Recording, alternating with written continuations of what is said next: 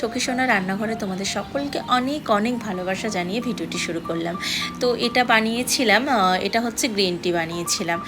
সকালবেলাটা যে কী ব্যস্ততার মধ্যে দিয়ে যায় ছোট্ট মিনি ব্লগের মাধ্যমে আমি তোমাদের সামনে তুলে ধরলাম, ছোট্ট কয়েকটা ভিডিও ক্লিপ নিয়ে।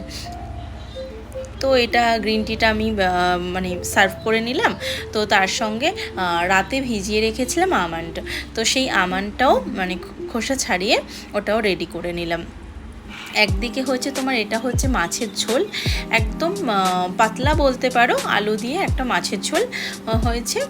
আর এই যে ভাতটা হয়েছে, আর তার সঙ্গে মিক্সড সবজি, হ্যাঁ বিভিন্ন সবজি দিয়ে বা একটা মিক্স সবজি। ওটা কিছুই ফোড়ন দেওয়া নয়, শুধু একটু অল্প পেঁয়াজ দিয়ে সবজিটা বানিয়েছিলাম।